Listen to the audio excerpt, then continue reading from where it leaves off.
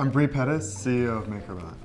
I've always been a tinkerer. I've always loved to make things. And it's like a holy grail for tinkerers to be able to make something that makes things. When I was a school teacher, I actually had the same mission, to empower my students to be able to make anything that they wanted, to give them as many creative outlets as possible. There's things you learn when you're in a classroom of 30 to 13-year-old kids, and your job is to get them to learn something rather than pay attention to each other.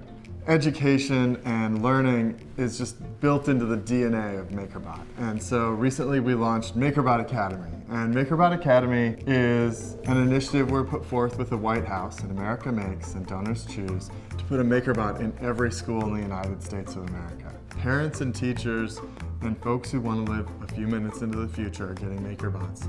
And they're making wonderful things happen. 3D printing is growing so fast. It's really a new way of designing and creating and manufacturing. One of the powerful things about getting more Makerbots out into the world is that it's fueling the next industrial revolution. We're seeing the light bulbs go on over people's heads, and it's democratizing innovation. It's empowering people to take ideas and make them real in a way that they couldn't before. The old way of making things was, in order to make something, you had to be a tycoon and have a factory, and you would have an idea and you'd have to make 10,000 or 100,000 of them just to justify the expense of getting all the tooling together and all the infrastructure. We've seen it in developing nations go in, and in places like Haiti, they're using it to make umbilical cord clamps that they can't get a hold of, but they can make on the Makerbot.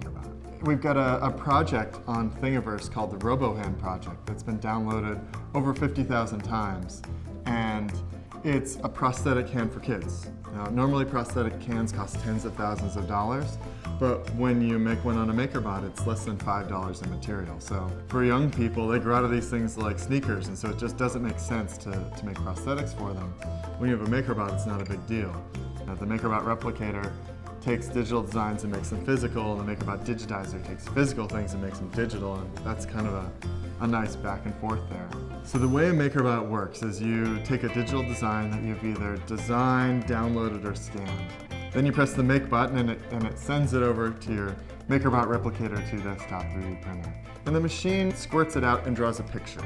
And when it's done, it lifts up a little bit and draws another picture. And layer by layer, it creates your model. Until when it's done, you snap it off and you've got your thing that you've designed.